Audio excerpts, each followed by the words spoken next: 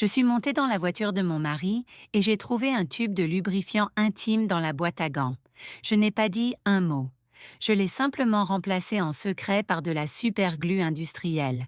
Et ce qui s'est passé ensuite a obligé nos voisins à passer un appel d'urgence aux pompiers. Je suis tellement contente que vous soyez là. Si vous regardez cette vidéo, mettez un like et abonnez-vous à ma chaîne. Et dites-moi en commentaire d'où vous écoutez mon histoire de vengeance. Je veux savoir jusqu'où elle a voyagé. J'étais assise à la table de la cuisine. Le silence dans la maison était aussi épais que le brouillard du matin. Un silence devenu un invité constant et indésirable. La vieille horloge au mur, un cadeau de mariage de ma mère défunte, battait d'un tic-tac implacable et accusateur. Chaque battement était un rappel douloureux d'une vie que je commençais à soupçonner d'être un mensonge magnifique, soigneusement fabriqué. Mon mari Julian venait de rentrer d'un de ses innombrables dîners d'affaires. Il n'avait pas l'air simplement épuisé, mais hanté, comme s'il portait le poids d'un secret trop lourd à supporter. Son visage était une carte de fatigue et de culpabilité, des lignes gravées autour de ses yeux et de sa bouche qui n'avaient jamais été là auparavant. Il a jeté sa veste sur le canapé avec une lassitude qui semblait jouer, a desserré sa cravate comme si c'était un nœud coulant dont il cherchait désespérément à se libérer. Puis s'est effondré sur le lit, les ressorts familiers gémissant sous son poids, sans même prendre la peine de se doucher.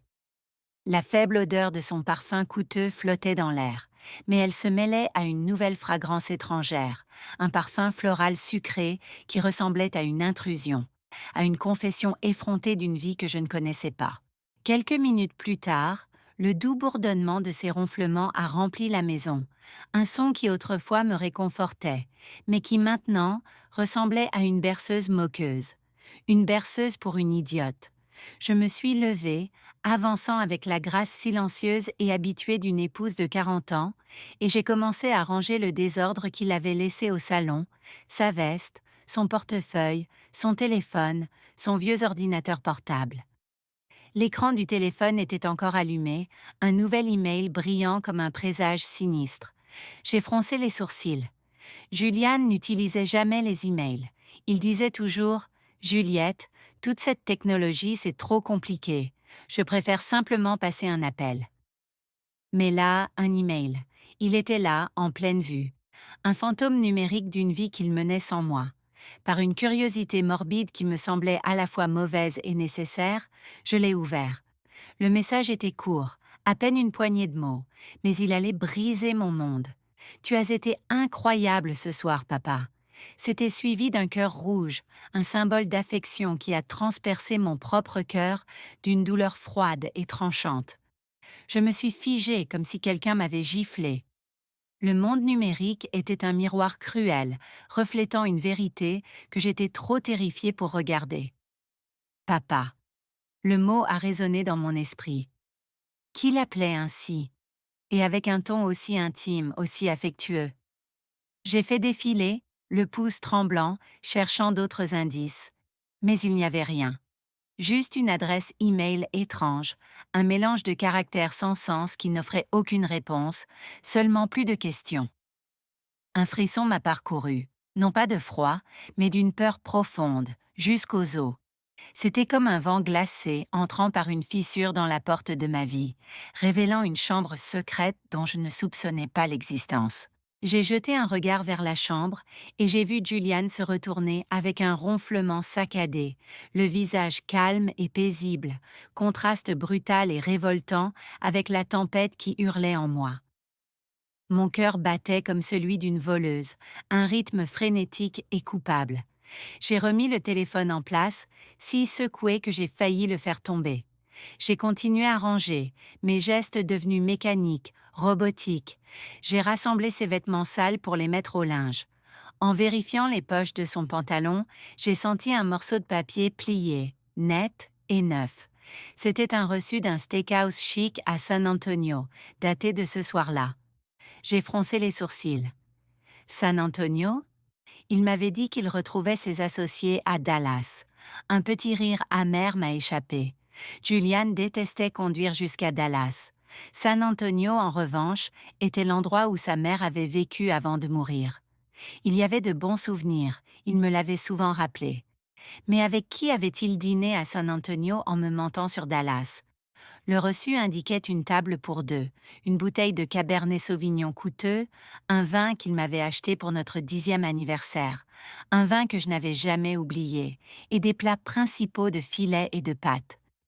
J'ai essayé de me rappeler la dernière fois que Juliane m'avait emmené dans un endroit pareil. Peut-être il y a 10 ans, quand j'ai ouvert ma première boulangerie. Ce souvenir était gravé en moi. La lueur vacillante des bougies, son sourire fier, la manière dont il avait porté un toast à ma réussite. À présent, ce souvenir ressemblait à un mensonge, une photo fanée dans un album de tromperie. J'ai sorti mon propre téléphone et avec une résolution silencieuse et déterminée, j'ai pris une photo du reçu et de l'email. Je ne voulais pas y croire, mais l'intuition d'une femme, l'intuition d'une épouse de 40 ans, est un savoir profond, primal. Il se passait quelque chose, et je devais découvrir quoi. Mes mains tremblaient, pas seulement de colère, mais d'une angoisse existentielle. J'avais l'impression d'être au bord d'une falaise, prête à voir l'effondrement spectaculaire de toute ma vie. Je suis allée au garage.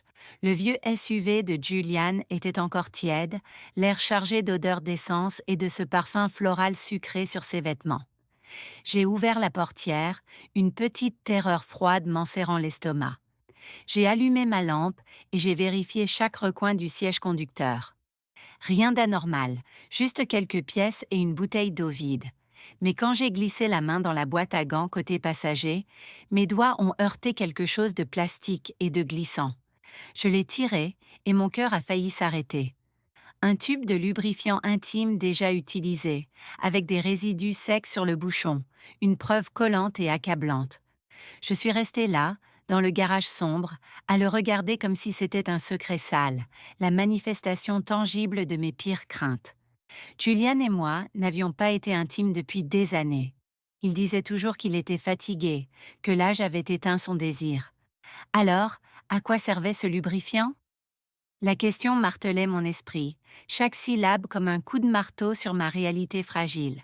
J'étais paralysée, mais j'ai gardé la tête claire, un instinct de survie prenant le dessus. Je l'ai remis exactement là où je l'avais trouvé.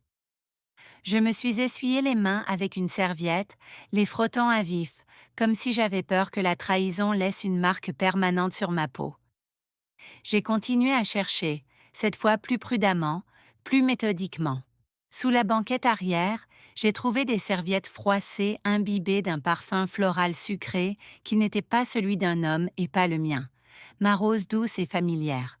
Cette odeur était étrangère, provocante, un cri vulgaire d'infidélité dans le sanctuaire silencieux de notre garage. J'ai pris des photos de tout, le lubrifiant, les serviettes, comme si je pouvais capturer l'odeur en images. J'ai refermé la voiture et je suis rentrée, le poids des preuves m'écrasant, plus lourd que n'importe quel sac de farine que j'avais soulevé. Je me suis assise à la table de la cuisine, les mains tremblantes de façon incontrôlable, et j'ai repris le téléphone de Julian. À ce stade, j'étais presque certaine qu'il me trompait. J'ai vérifié ses messages, mais il n'y avait que des discussions de travail, froides et sèches comme un paysage désertique. Sa boîte de réception était vide, à part ce seul email étrange. J'ai regardé les brouillons et les archives. Rien. Tout était trop propre, trop parfait, et donc suspect, comme s'il avait effacé chaque trace de sa tromperie.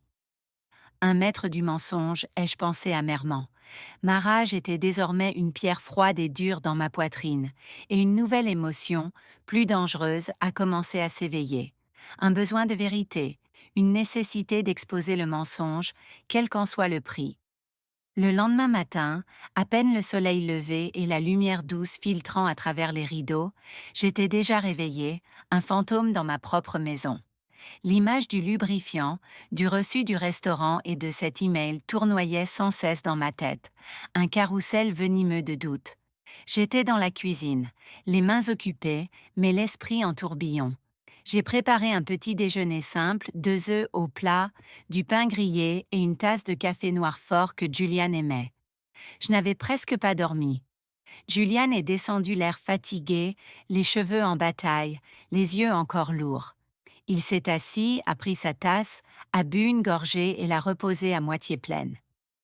J'ai une réunion importante aujourd'hui, a-t-il dit d'une voix rauque, une réplique répétée d'innombrables fois sans me regarder dans les yeux. Je serai sûrement rentré tard. Il était si bon à ça, me suis-je dit. Les mensonges faciles, le ton détaché, ça me glaçait le sang. J'ai hoché la tête avec un sourire crispé, alors que tout ce que je voulais, c'était hurler. Où est la réunion? Avec qui? À San Antonio encore.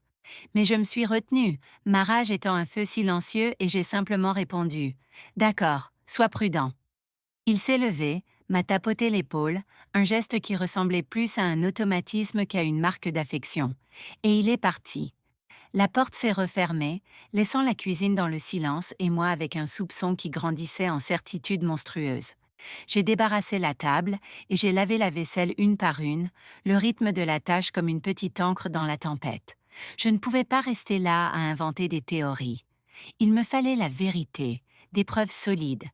J'ai pris mon téléphone et j'ai cherché le numéro de Madame Miller, une amie d'il y a des années qui m'avait tant aidée lorsque j'avais ouvert la boulangerie. Elle m'avait parlé d'un bon détective privé spécialisé dans les affaires d'infidélité. Juliette, si un jour tu en as besoin, je peux te donner le numéro de Thomas, avait-elle dit. Il est très discret et fiable. Je n'aurais jamais pensé devoir l'appeler, mais je n'avais plus le choix. J'ai composé son numéro, la voix tremblante, chaque sonnerie comme un tambour annonçant mon angoisse.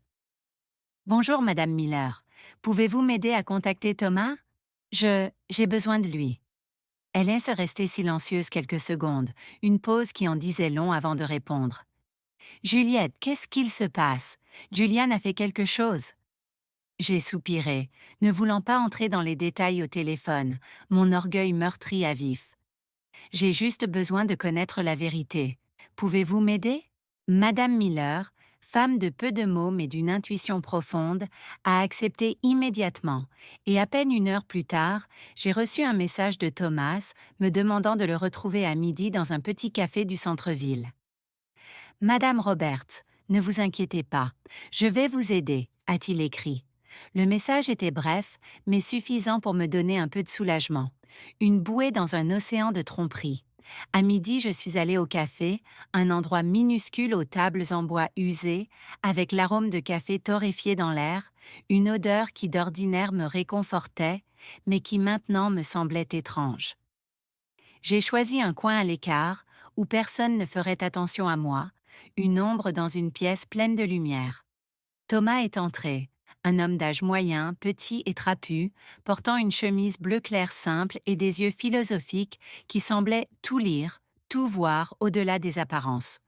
Je lui ai remis une clé USB contenant les photos prises la veille, l'email étrange, le reçu du restaurant, le tube de lubrifiant et quelques serviettes. C'est tout ce que j'ai, ai-je dit, la voix tremblante. Je ne suis pas sûre, mais je pense que mon mari me trompe. Ces mots avaient un goût de cendre. Thomas a hoché la tête, examinant chaque image sur son téléphone, le visage impassible, un masque professionnel dissimulant ses pensées. Il a pris des notes dans un petit carnet. Madame Roberts, je comprends. Je vais commencer à suivre Monsieur Roberts cet après-midi. Ne vous inquiétez pas, je vous tiendrai informé dès que possible. Je l'ai regardé, tentant de retenir les larmes qui me brûlèrent les yeux. Merci, ai-je murmuré. Je veux seulement la vérité, quelle qu'elle soit. Thomas a hoché la tête avec compassion, une lueur de compréhension dans le regard. Je ferai de mon mieux. Rentrez chez vous et ne faites rien qui puisse éveiller des soupçons. J'ai quitté le café et je me suis mêlée à la foule. Mais je ressentais une solitude que je n'avais jamais connue. 40 ans de mariage, une vie bâtie sur une confiance dont les fondations s'effritaient sous mes pieds. J'avais accordé toute ma confiance à Julian. J'ai toujours cru qu'il était un homme de famille, quelqu'un qui resterait à mes côtés dans toutes les difficultés. Il était mon roc, mon ancre. Et maintenant, j'engageais un étranger pour suivre mon propre mari. L'ironie était une pilule amère. Je me sentais dans un mauvais film, un personnage d'un drame pour lequel je n'avais jamais auditionné.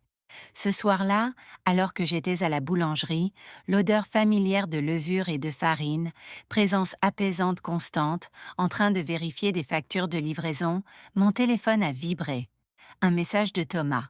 Je l'ai ouvert, le cœur battant à toute allure, le sang grondant dans mes oreilles. C'était une photo de Julian, portant la chemise bleu clair qu'il mettait souvent, entrant dans un restaurant chic, tenant la main d'une femme. J'ai zoomé et mon cœur s'est arrêté. C'était Allison, ma belle-fille. Elle portait une robe noire moulante, un maquillage prononcé, un rouge à lèvres rouge intense et les cheveux lâchés. Il ne ressemblait pas à un beau-père et une belle-fille, mais à un couple en rendez-vous. Leurs corps étaient tournés l'un vers l'autre, partageant un secret. Je me suis affaissée sur ma chaise, la main tremblante en tenant le téléphone. Allison. Comment était-ce possible? Aux réunions de famille, elle et Juliane jouaient toujours les distants, se parlant à peine. Je comprenais maintenant que c'était un numéro magistral, une mise en scène pour moi. Thomas a envoyé d'autres photos. Sur l'une, ils étaient assis dans un coin isolé, la table décorée de bougies et de fleurs. Allison se penchait vers lui en souriant et Juliane levait son verre avec un regard étrangement tendre. En voyant cette photo, j'ai ressenti une douleur écrasante dans la poitrine. En 40 ans, je ne l'avais jamais vu me regarder comme ça, pas même quand nous étions jeunes. Quand j'étais cette fille de San Diego aux longs cheveux et au sourire radieux, il me regardait ainsi, avec une adoration sincère, un amour que je croyais mien. Maintenant, c'était pour elle. Au milieu de la nuit, une vidéo est arrivée de Thomas. L'horloge murale indiquait 2 heures du matin. J'ai mis mes écouteurs, désespérée de garder le secret enfermé, et j'ai appuyé sur lecture. Mes mains tremblaient tant que j'ai failli laisser tomber le téléphone. Dans la vidéo, Allison s'est penchée vers l'oreille de Julian, lui chuchotant quelque chose qui l'a fait rire fort, un rire qui m'était devenu étranger. Sa voix semblait douce, ses yeux brillaient sous les lumières du restaurant. Puis ils se sont levés et sont partis, et Julian, toujours gentleman, lui a ouvert la portière comme si elle était une dame, et lui un amant. J'ai rejoué la vidéo encore et encore, une torture volontaire. Chaque fois ressemblait à un coup de couteau supplémentaire. Allison, ma belle-fille, que j'avais traitée comme ma propre fille, à qui j'avais appris à faire le flan traditionnel de notre famille, et Julian, l'homme à qui j'avais donné toute ma vie, avec qui j'avais fondé une famille. Que faisait-il derrière mon dos? Derrière le dos de Daniel? Les questions étaient une vague prête à m'engloutir. J'ai sauvegardé toutes les photos et la vidéo sur une clé USB, notant chaque détail, date, heure, lieu, même le nom du restaurant. Mes mains travaillaient en pilote automatique, mais mon esprit était en chaos. Je ne voulais pas y croire. Je ne pouvais pas croire que Julian et Allison étaient nés capables de quelque chose d'aussi bas, d'aussi cruel. Mais les preuves étaient devant moi, indéniables, une montagne de certitude. Je suis restée à la boulangerie parmi les plateaux de pâtisserie sucrée au parfum délicieux, mais j'avais l'impression que mon monde s'écroulait. Je me souvenais des débuts, quand Juliane m'aidait à porter des sacs de farine, quand nous riions ensemble dans cette petite cuisine, nos rêves vastes comme le ciel. Maintenant, tout cela semblait lointain, un beau mensonge que j'avais vécu trop longtemps. Le lendemain matin, j'étais dans la petite cuisine de la boulangerie, tenant une liste de commandes pour un grand hôtel du centre-ville. L'odeur de farine et de vanille, qui d'habitude m'apaisait, semblait creuse ce jour-là, un réconfort vide. Dès que j'ai fini de signer le bon de livraison, mon téléphone a vibré dans la poche de mon tablier. Je me suis essuyé les mains et mon cœur s'est serré en voyant que c'était un message du détective. Une seule phrase. Madame Roberts, je vous envoie plus de preuves. J'ai pris une grande inspiration, essayant de rester calme, mais mes mains tremblaient quand j'ai ouvert le message. Une série de photos est apparue. La première montrait Juliane, dans sa chemise grise habituelle, sortant d'un cabinet d'avocat près de la place principale. À ses côtés, Allison portait une robe de bureau beige, les cheveux en queue de cheval haute et d'énormes lunettes de soleil sombre qui couvraient presque tout son visage. Une tentative pathétique d'anonymat. Ils marchaient très près l'un de l'autre, pas comme des beaux-parents, mais comme un couple. Leur corps témoignait de leur lien interdit. Sur la photo suivante, ils étaient devant un hôtel 4 étoiles aux portes vitrées brillantes et à l'enseigne dorée. J'ai zoomé, cherchant désespérément un signe qui me permettrait de nier ce que je voyais. Mais il n'y en avait aucun. Ils semblaient trop naturels, trop à l'aise ensemble, comme s'ils appartenaient à un monde dont j'étais exclue. Puis est arrivé un court extrait vidéo de Thomas. J'ai appuyé sur lecture, et mon cœur battait si fort que je croyais qu'il allait éclater, un tambour affolé contre mes côtes. La prise de vue était de loin, mais suffisamment claire pour voir Juliane et Allison au balcon du 3e étage de l'hôtel. Son bras entourait sa taille, et elle posait la tête sur son épaule, ses longs cheveux bougeant doucement au vent. Et puis, comme un coup de couteau, je les ai vus échanger un baiser rapide sans chercher à se cacher. Un bref baiser, mais suffisant pour brûler la dernière étincelle d'espoir qui me restait. J'ai rejoué la vidéo image par image, chaque plan creusant plus profondément en moi, une descente lente et agonisante en enfer. Le rideau de la chambre s'est entr'ouvert, et Allison est sortie en courant pour enlacer Juliane, le visage illuminé de bonheur, comme une jeune fille amoureuse.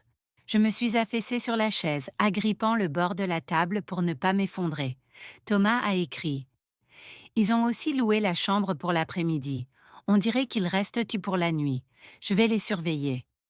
J'ai relu ce message encore et encore, la gorge serrée, comme si on m'étranglait.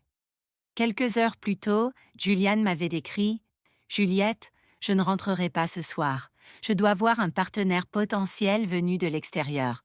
Repose-toi. » Le ton était doux et attentionné, comme depuis des années. Mais maintenant je savais que c'était un mensonge bien construit, un partenaire potentiel. Il n'était pas en ville. Il était là, dans un hôtel 4 étoiles, avec notre propre belle-fille. J'ai ouvert mon disque dur portable et j'ai sauvegardé soigneusement chaque photo et chaque vidéo. Chaque fois que j'appuyais sur enregistrer, je regardais l'image comme pour m'assurer que je ne rêvais pas. Dans la vidéo, le regard de Julian vers Allison était si tendre. La façon dont il caressait ses cheveux me rappelait celle dont il le faisait avec moi, il y a plus de 30 ans. Nous étions jeunes et je croyais que notre amour durerait toujours. Une promesse chuchotée sous le ciel étoilé de San Diego. Maintenant, en voyant cela, je ne voyais que des mensonges et une trahison flagrante. Je me souvenais des repas de famille, tout le monde autour de la table, tableau de notre famille parfaite. Allison s'asseyait toujours loin de Julian. Parfois, elle le regardait même avec dégoût. Daniel plaisantait. « Maman, je crois qu'Allison ne supporte pas papa. Elle l'évite comme la peste. » Je l'avais cru moi aussi. Je pensais qu'il ne s'entendait si pas, qu'elle essayait simplement de trouver sa place dans la famille. Mais maintenant, je comprenais que tout cela avait été une comédie. Une danse soigneusement chorégraphiée de tromperie. Il jouait trop bien devant moi, devant Daniel, devant tout le voisinage. Je me sentais idiote, épouse aveugle, trahie par 2 traîtres sous mes yeux. Les gens vivaient leur vie sans savoir ce qui se passait sur ce balcon d'hôtel. Mais Thomas avait capturé l'instant parfait, comme un chasseur silencieux, un cliché de ma réalité. Je lui ai répondu « Merci, continuez à les surveiller, j'ai besoin de tout savoir. » Il a répondu brièvement « Je le ferai, restez calme. » Ce soir-là, je suis rentrée dans la maison qui avait été mon foyer avec Juliane. Elle me paraissait étrangère, un lieu de fantômes et de mensonges. J'ai ouvert un tiroir de la commode et j'ai sorti une enveloppe épaisse, mes mains animées d'une détermination sombre.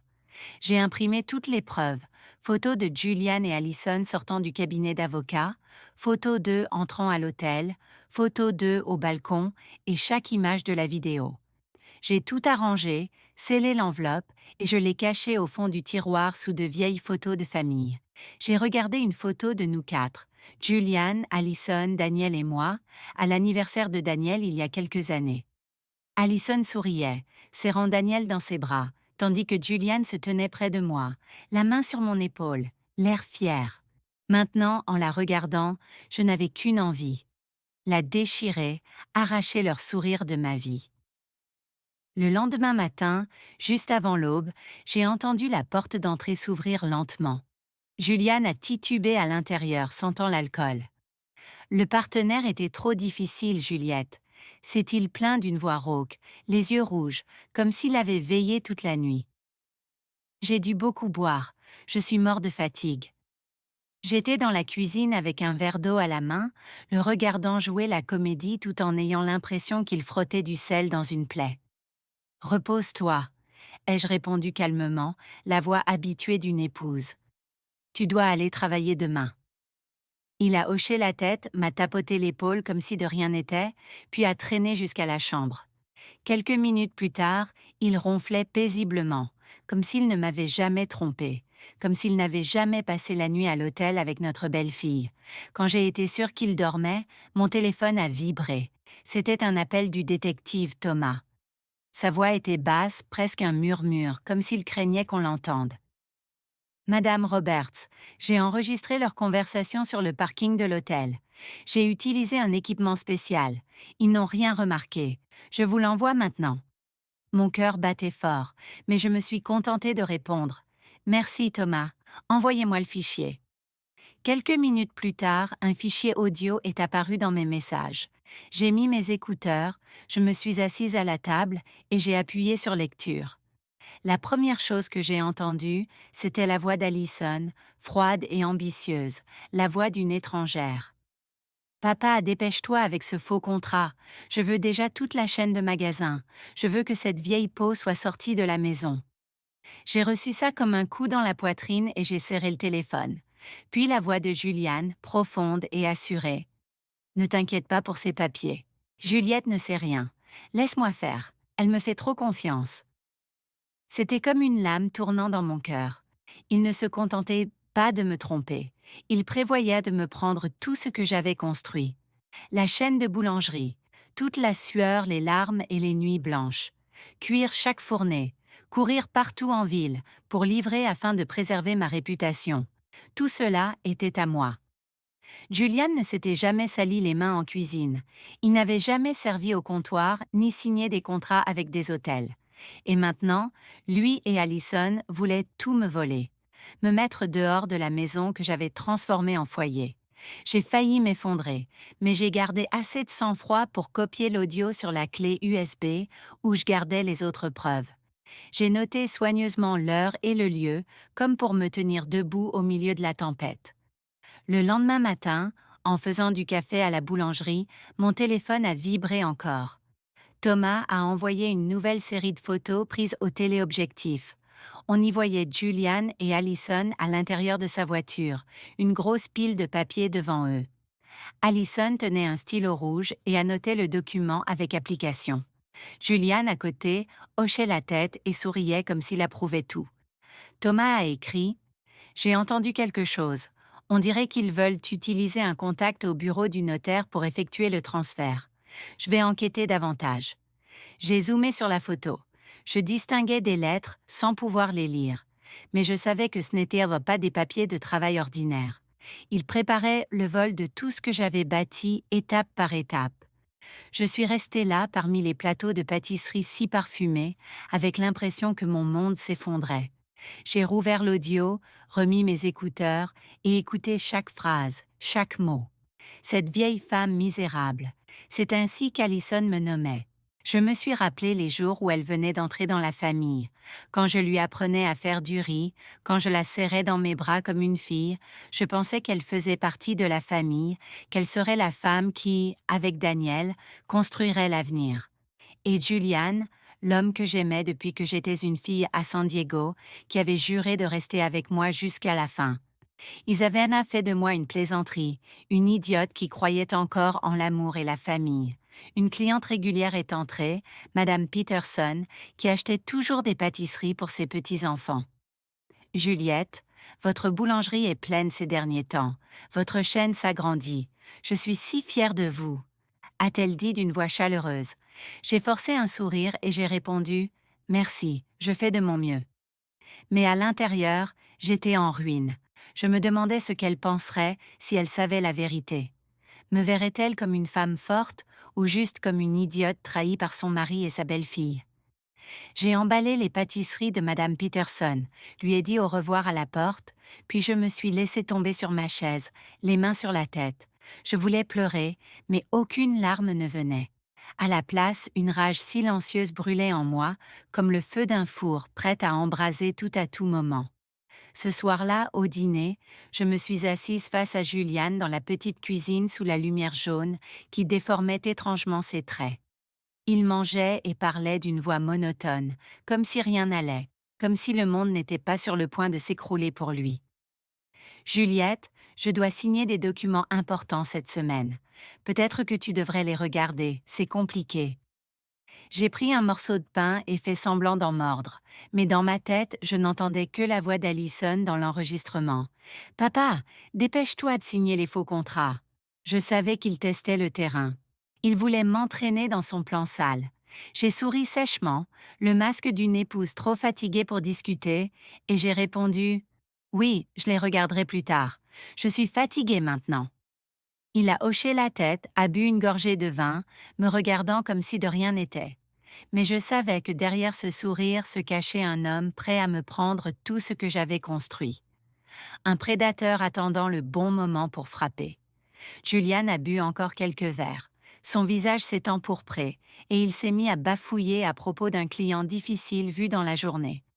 J'acquiesçais comme si j'écoutais, mais à l'intérieur je voulais hurler. « Tu me crois vraiment si stupide ?»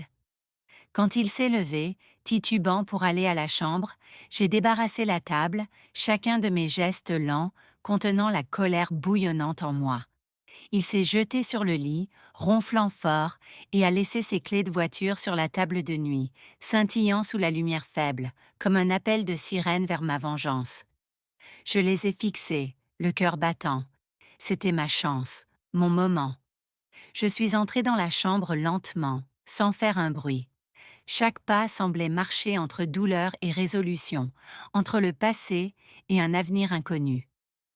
J'ai saisi les clés, les ai serrées fort, et je suis allée droit au garage. La nuit était silencieuse, comme si le monde retenait son souffle.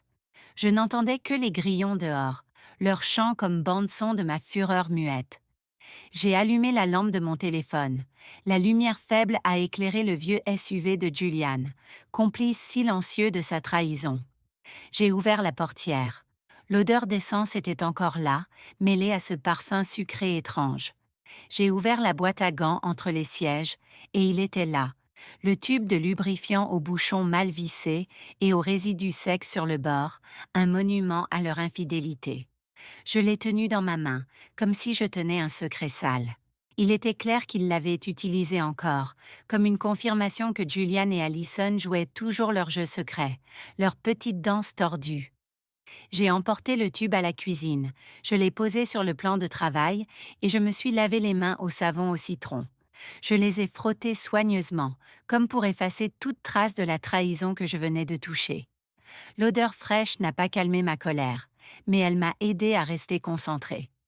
J'ai ouvert le tiroir à outils et j'ai pris un tube de superglue industrielle transparente, le même type que j'avais utilisé autrefois pour réparer une chaise à la boulangerie.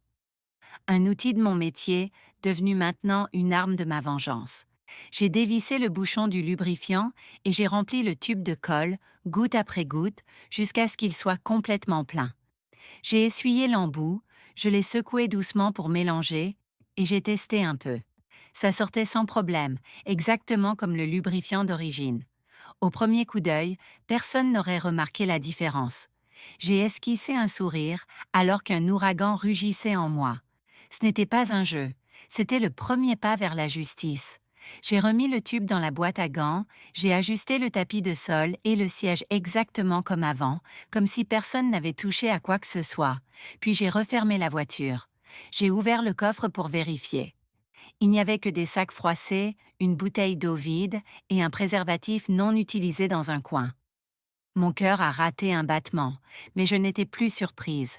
J'ai pris des photos avec mon téléphone, les ajoutant à la collection grandissante de preuves. Chaque image était une pièce supplémentaire, un rappel que je ne pouvais pas laisser Julian et Allison s'en tirer avec leurs mensonges. De retour dans la maison, j'ai remis les clés à leur place près du réveil de Julian. J'ai pris un vieux livre et je me suis assise sur le canapé du salon en faisant semblant de lire.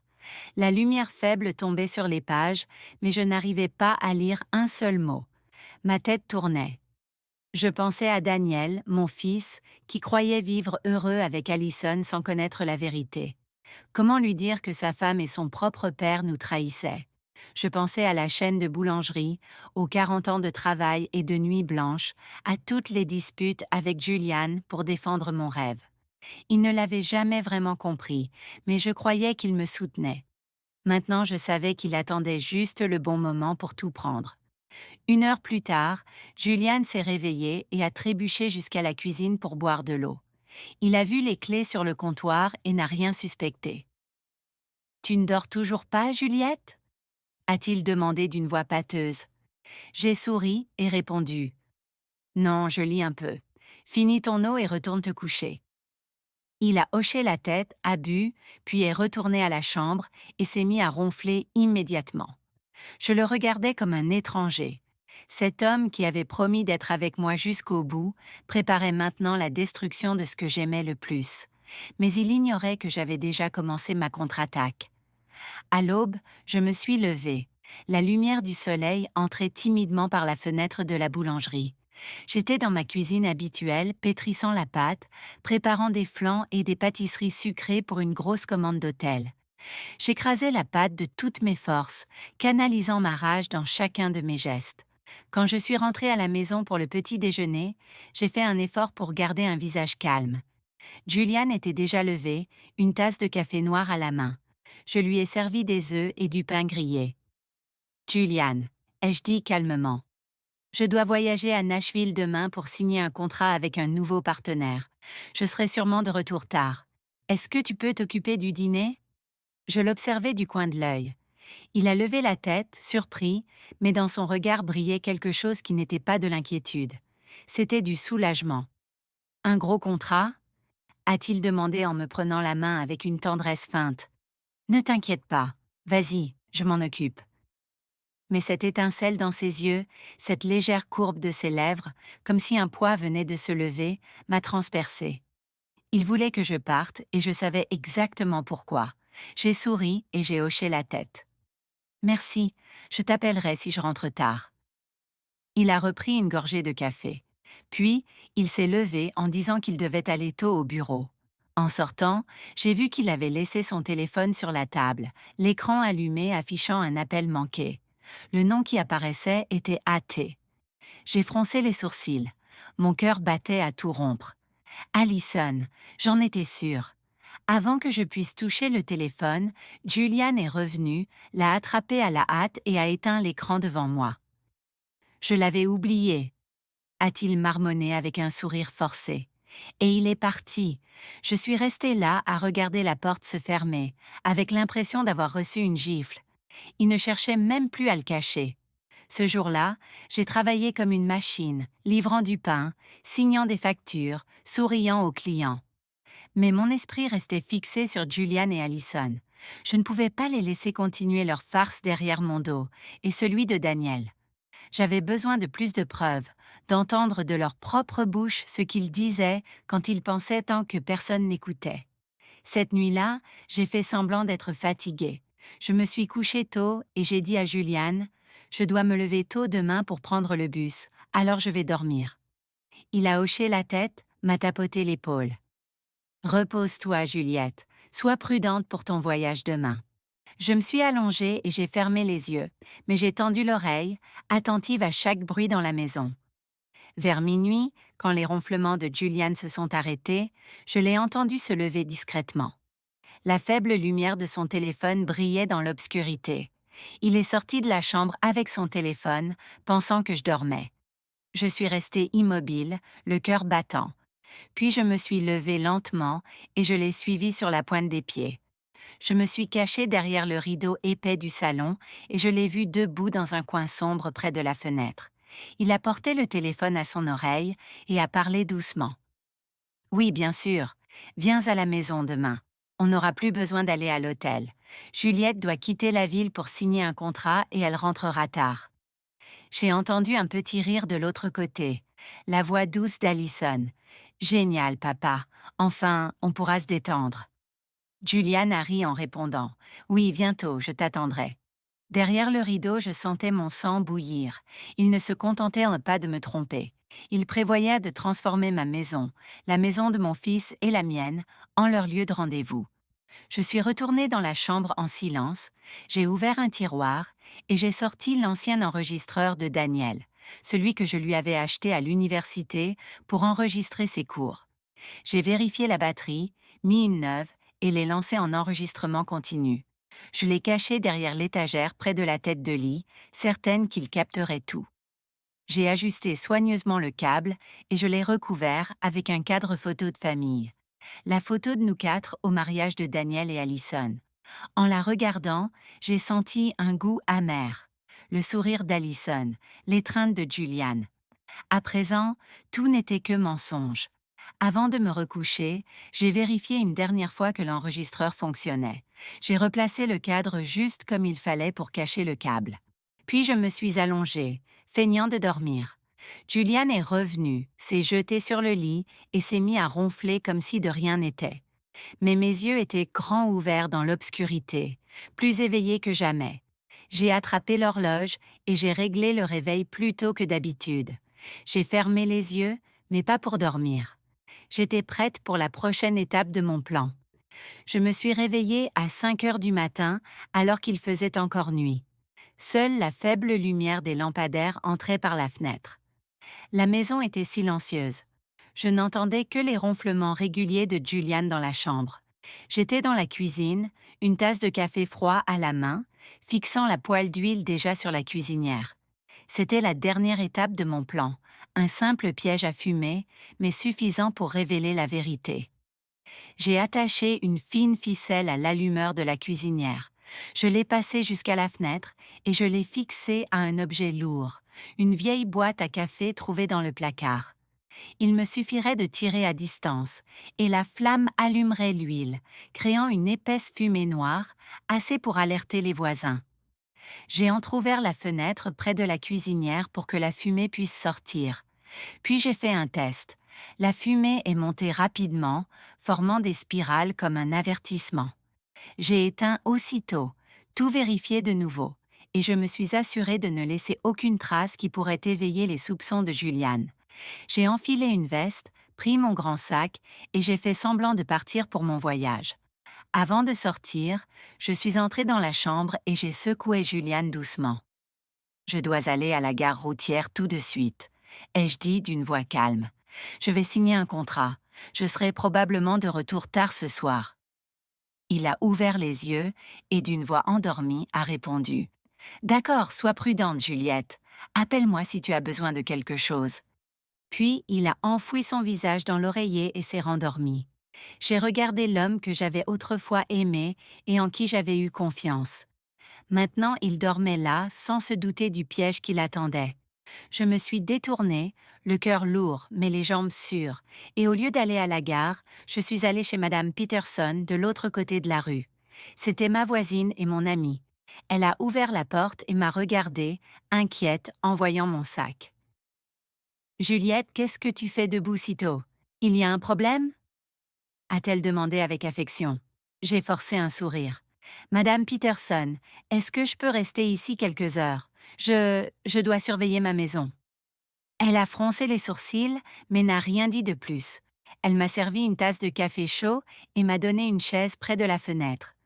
De là, je pouvais voir l'entrée de ma maison, par où Julian et Allison entreraient, et où la vérité éclaterait. Vers 10 heures, un taxi s'est arrêté devant la maison. Allison en est sortie, portant une robe fleurie claire et des lunettes de soleil, comme si elle craignait d'être reconnue. Julian a ouvert la porte, a regardé autour de lui à la hâte et l'a fait entrer rapidement. J'ai serré ma tasse de café, le cœur martelant ma poitrine. C'est le moment, ai-je murmuré, et j'ai ouvert l'application sur mon téléphone relié à l'enregistreur caché dans la chambre. Le son est arrivé dans mes écouteurs, le rire d'Allison, le tintement des verres, des pas lourds. Puis la voix grave de Julian. « Bon, on n'a plus besoin de se cacher à l'hôtel. » Allison a ri. « Tu sais vraiment choisir tes moments. La vieille peau est partie, hein? » Je me suis mordu les lèvres, retenant la rage en l'entendant me traiter ainsi avec tant de mépris. Puis le lit a commencé à grincer, avec d'autres sons que je ne voulais pas entendre. J'ai fermé les yeux, pris une grande inspiration et je me suis dit « Encore un peu, Juliette, encore un peu ». Quelques minutes plus tard, soudain, Allison a crié « Mais c'est quoi ce truc? On est coincé !» Sa voix était pleine de panique, presque des sanglots. Julian a grogné « Tais-toi! Attends, laisse-moi voir !» J'ai souri. Du bout des doigts, j'ai activé le piège à fumée à distance. La ficelle a tiré fort. La cuisinière s'est allumée. La poêle d'huile a pris feu. Une fumée noire s'est engouffrée par la fenêtre de la cuisine en spirale épaisse, se répandant dehors comme un signal d'alarme. Madame Peterson a haleté. Elle a regardé par la fenêtre. « Juliette, ta maison brûle. » J'ai fait semblant d'avoir peur, mais à l'intérieur, je me sentais étrangement calme. Les voisins ont commencé à sortir dans leur jardin, criant « La maison de Juliette brûle! Appelez les pompiers !» Un homme tout près, M. Miller, a sorti son téléphone et a appelé les pompiers. Je suis restée là, serrant ma tasse de café, les yeux rivés sur ma maison. Tout se déroulait comme prévu. Dans mes écouteurs, la voix d'Allison devenait de plus en plus désespérée. « Julian, fais quelque chose, je ne peux pas bouger. » La voix de Julian rugissait. « Ne crie pas, j'essaie. » Mais je savais qu'il ne pouvait rien faire. La superglue industrielle que j'avais échangée faisait déjà son œuvre, les laissant piégés dans leur moment le plus humiliant. Je les imaginais se débattre, effrayés, et une partie de moi se sentait satisfaite. Pas parce que j'étais cruelle, mais parce qu'ils m'avaient poussée à ça. Ils voulaient prendre ma boulangerie, ma famille, même mon honneur. Maintenant, ils allaient payer. J'ai regardé dehors. La fumée continuait de monter, s'épaississant. Les voisins se rassemblaient, paniqués. « Qu'est-ce qu'il se passe ?» demandait quelqu'un. « Où est Juliette ?»« Elle est partie en déplacement », répondait un autre. Madame Peterson, à côté de moi, me regardait avec des yeux soupçonneux mais ne disait rien. Elle a simplement serré ma main doucement.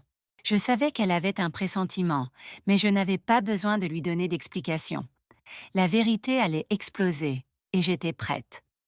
10 minutes plus tard, la sirène d'un camion de pompiers a retenti au bout de la rue comme un glas. Le véhicule rouge a foncé et a freiné brusquement devant ma maison. J'ai vu Daniel sauter du siège conducteur, en uniforme de chef des pompiers, le visage tendu. Mon fils a crié d'une voix ferme. « Préparez le matériel, vite, il pourrait y avoir des gens à l'intérieur. » Je l'ai regardé et j'ai ressenti une douleur vive. Mon fils, si fier de sa famille, de ses parents. Maintenant, il allait affronter la vérité la plus cruelle. J'ai eu envie de courir vers lui, de le serrer dans mes bras et de dire « Pardon, Daniel ». Mais je n'avais pas le choix. Je suis restée immobile, laissant les choses suivre leur cours. La fumée de la cuisine continuait de s'élever, épaisse, faisant croire à Daniel et à son équipe qu'il s'agissait d'un incendie sérieux. Mon fils a mené la marche avec une masse, enfonçant la porte d'entrée. Le bruit du bois qui éclate a résonné. Ses coéquipiers l'ont suivi avec tuyaux et extincteurs. J'écoutais le tumulte venant de la chambre. Les cris désespérés de Julian se mêlaient aux sanglots d'Allison. « Fais quelque chose, Julian, je ne peux pas bouger !» Julian grognait. « Tais-toi, ne crie pas !» J'ai mordu mes lèvres, serrant le téléphone tandis que l'application transmettait encore l'audio du micro caché. Ils étaient assez coincés, impuissants, exactement comme je l'avais calculé. Daniel est entré dans la chambre et j'imaginais ce qu'il découvrait. Son propre père et sa femme, nus, collés l'un à l'autre sur le lit, le visage blême de douleur et de panique. Je n'y étais pas, mais dans mes écouteurs, j'ai entendu la voix de Daniel se briser. « Quoi? Qu'est-ce que c'est que ça ?» Un pompier derrière lui a murmuré stupéfait. « Oh mon Dieu !» Un autre n'a pas pu se retenir et a laissé échapper un rire nerveux, mais Daniel a aussitôt crié « Silence !» Je savais que ce cri n'était pas seulement pour maintenir l'ordre, mais la dernière tentative de mon fils de cacher sa douleur. L'humiliation était exposée, non seulement à Daniel, mais à toute l'équipe et au voisinage. Un pompier est sorti en courant et a dit à Daniel « Chef, la fumée est sous contrôle, c'était juste un petit feu d'huile, rien de grave. » Mais Daniel n'a pas répondu. J'imaginais qu'il était encore dans la chambre, figé par ce qu'il voyait. Les voisins commençaient à affluer, se pressant devant la porte, pointant du doigt et chuchotant. Qu'est-ce qu'il se passe? C'est Julian et sa belle-fille, a crié une femme, la voix pleine d'étonnement. Oh mon Dieu, comment est-ce possible? Madame Peterson, près de moi, a sorti son téléphone et a commencé à filmer en silence, rapprochant la caméra de Julian et d'Allison, qui se tortillaient sur le lit, les visages tordus de douleur. Elle m'a regardée avec des yeux pleins de pitié et de colère. Juliette, tu savais, n'est-ce pas? Je n'ai pas répondu. J'ai seulement hoché la tête doucement, sans quitter la fenêtre des yeux. Daniel est sorti de la chambre. J'ai entendu le bruit sourd de ses bottes sur le parquet. Dans le casque, j'ai entendu Juliane crier d'une voix rauque. « Faites sortir tout le monde d'ici. Ferme la porte, Daniel. » Mais c'était trop tard. Tout le voisinage était là, les visages pleins de dégoût, les murmures comme un cœur de honte. Beau-père et belle-fille pris sur le fait. « Incroyable !» a lancé un homme. « Pauvre Juliette, comment en est-on arrivé là ?» Les pompiers, après un instant d'hésitation, ont dû agir. Ils ont enveloppé Julian et Allison dans des draps, tentant de couvrir leurs corps collés l'un à l'autre, et les ont sortis sur des brancards. J'entendais les sanglots brisés d'Allison, mêlés à ses gémissements. « S'il vous plaît, faites quelque chose, je n'en peux plus. » Julian murmurait faiblement, « Ne laissez personne nous voir. » Mais tout le voisinage avait déjà vu. Il y avait des regards de répulsion, des rires moqueurs, des têtes secouées de déception. On les a emportés sous un drap mince au milieu des murmures grandissants. Quelle honte! Beau-père et belle-fille, mon Dieu, quelle saleté! La foule était encore amassée à l'entrée quand l'ambulance est partie, sirène hurlante. Au milieu des voix, j'ai entendu des éclats de rire. « Quel spectacle !» a crié M. Miller. « Je n'arrive pas à croire qu'il existe des gens aussi sans honte. » Une vieille femme a secoué la tête et a chuchoté à quelqu'un. « Pauvre Juliette !» Je me tenais parmi les gens, feignant la surprise, comme si je venais d'arriver en courant depuis la gare routière. Daniel restait immobile dans le jardin, les bras pendants, le visage pâle comme un fantôme. Ses coéquipiers évitèrent ton regard et rangèrent leurs outils en silence. Je savais que Daniel n'était pas seulement choqué de voir son père et sa femme collés sur un lit, mais de la double trahison des deux personnes qu'il aimait le plus. J'ai voulu courir et le serrer pour lui dire pardon de l'avoir laissé voir ça, mais je me suis retenue et j'ai marché derrière Madame Peterson, qui m'a accompagnée sans un mot jusqu'à l'hôpital. Nous nous sommes assises dans le couloir du 3e étage en attendant, pendant que je gardais l'air inquiet d'une épouse venant d'apprendre que sa maison avait brûlé. Des heures plus tard, un médecin est sorti, de la sueur sur le front. Il m'a regardée et a parlé d'une voix basse. « Madame Roberts, nous avons réussi à les séparer. Heureusement, il n'y a pas de dommages sérieux. Ils ont juste besoin d'une pommade pour la peau. » J'ai hoché la tête, faisant semblant d'être soulagée, tandis que mes doigts frôlaient discrètement mon sac où j'avais caché 2 tubes de moutarde épaisse que j'avais préparés. « Merci, docteur, » ai-je dit d'une voix tremblante pour masquer mes intentions. « Puis-je les voir ?» Il a hoché la tête et m'a conduite au poste des infirmières, où l'on m'a remis 2 tubes de pommade. L'infirmière, une jeune femme, m'a regardée avec compassion. « Madame, c'est une situation très difficile. Je suis vraiment désolée. » J'ai esquissé un sourire faible, et dès qu'elle s'est tournée, j'ai échangé les tubes contre la moutarde dans mon sac. Mes mains allaient vite avec assurance, comme si j'avais répété ce geste 100 fois dans ma tête. Je suis entrée dans la chambre avec un tube de moutarde à la main, feignant l'inquiétude. « Julian, Allison, vous allez bien ?» Allison était allongée, les cheveux en désordre, les yeux rouges, incapable de me regarder. Julian, encore pâle, a murmuré « Juliette, je peux expliquer. » Mais je ne l'ai pas laissé continuer. J'ai posé le tube de moutarde sur la table près du lit et je suis sortie. Quelques minutes plus tard, un cri déchirant a retenti dans la chambre. Allison se couvrait le visage en pleurant. « Ça brûle, ma peau est en feu !» Julian se tordait sur le lit en jurant. « C'est quoi ce bordel? Qui a fait ça ?» Tout le couloir s'est agité. Des patients et des proches sont sortis pour regarder. Une vieille femme a chuchoté à son fils. C'est eux, le couple de la vidéo ce matin sur Internet. Le beau-père avec la belle-fille, quelle honte. Un autre a ajouté, ils l'ont bien cherché. Le médecin a couru dans la chambre, demandant aux infirmières de nettoyer la peau et d'appliquer un agent neutralisant. Mais l'humiliation de Julian et d'Allison était déjà publique, impossible à arrêter. La vidéo de Madame Peterson, les montrant emportés sur un brancard, s'était répandue dans le quartier et sur les réseaux sociaux. J'étais dans le couloir, écoutant les murmures, avec l'impression que le monde entier assistait à la chute de ces deux traîtres. Quand la foule s'est dispersée, Daniel est entré avec un dossier épais à la main. Je l'avais appelé dès que l'ambulance était partie, lui demandant de prendre l'enveloppe de preuves que j'avais cachée dans le tiroir et les 2 papiers de divorce déjà prêts. Il m'a tendu le dossier, le regard vide, sans dire un mot. Je l'ai ouvert, j'en ai sorti les documents et je les ai posés sur la table devant Julian et Allison. Je les regardais droit dans les yeux, la voix froide mais ferme. 40 ans de mariage s'arrêtent ici. Signez ça, puis faites ce que vous voulez, à condition de disparaître de la vie de mon fils et de la mienne. Allison s'est effondrée en pleurant, regardant Daniel. Chérie, pardonne-moi, j'ai fait une erreur. Je t'en supplie, pardonne-moi. Mais Daniel l'a regardé, le regard dur comme la pierre, et il est parti sans un mot. Julian a voulu attraper ma main, la voix tremblante. Juliette, écoute-moi, je ne voulais pas ça. Je me suis dégagée, le coupant net. Ne dis plus rien, Julian, tu as choisi ce chemin. Il a crié, désespéré. Juliette, s'il te plaît. Mais l'infirmière est entrée et a averti. Silence, c'est un hôpital. Je me suis tournée et je suis partie sans me retourner. Dans le couloir, j'ai vu Daniel adossé au mur, la tête dans les mains.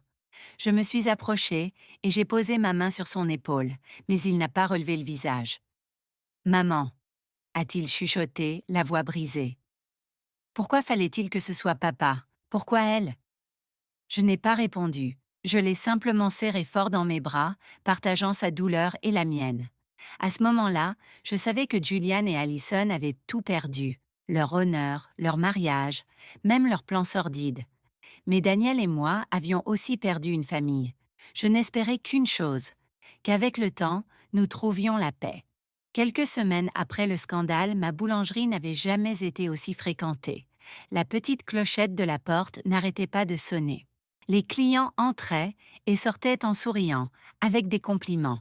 « Juliette, vous êtes si forte », a dit Madame Peterson en tenant un sac de flan fraîchement cuit.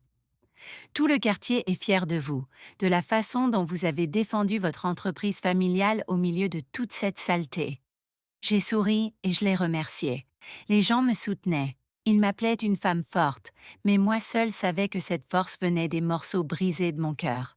Chaque fois que je regardais le four où j'avais travaillé avec sueur et larmes pendant 40 ans, je me souvenais de Julian et d'Allison, qui avaient voulu tout me prendre, mais avaient échoué. Et je suis toujours là, avec ma boulangerie, avec Daniel, et avec une nouvelle vie. Daniel a emménagé chez moi juste après ce jour-là. Il ne parlait pas beaucoup de ce qui s'était passé, mais je voyais le changement. Il n'était plus le Daniel joyeux, toujours en train de rire. Ses yeux semblaient désormais profonds, comme s'il portait une blessure qui ne guérissait pas. « Maman, je veux rester ici un moment », m'a-t-il dit le premier soir en entrant avec sa valise. « Je vais t'aider à faire tourner la boulangerie, parler aux clients, tout ce dont tu as besoin. » Je l'ai serré dans mes bras.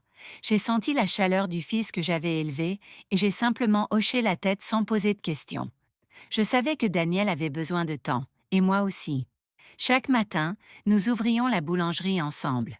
Je préparais le four et j'alignais les plateaux, et Daniel vérifiait les factures et appelait les hôtels et les restaurants. « Maman, le grand hôtel veut augmenter sa commande de pâtisserie pour la semaine prochaine. » m'appelait-il depuis la caisse, la voix calme mais sans son éclat habituel. « D'accord, » répondais-je. « Confirme la commande, je préparerai plus de pâtes. » Ces moments simples m'apportaient une paix que je n'avais pas ressentie depuis des années. Il n'y avait plus les regards faux de Julian, plus la voix douce et calculatrice d'Alison. Il n'y avait que Daniel et moi, prenant soin de ce qu'il nous restait. Les dîners n'étaient dit plus que nous deux. Nous nous asseyions face à face dans la petite cuisine, mangeant des repas simples. Parfois du riz avec des haricots et du poulet, parfois juste du pain avec du café. « Maman, tu peux me faire du flan ce week-end » m'a-t-il demandé un soir avec un léger sourire, le premier que je voyais depuis le scandale. « D'accord, ai-je répondu soulagée. « Mais tu dois m'aider à remuer le caramel. » Il a hoché la tête, et à ce moment-là, j'ai senti que nous guérissions, lentement mais sûrement.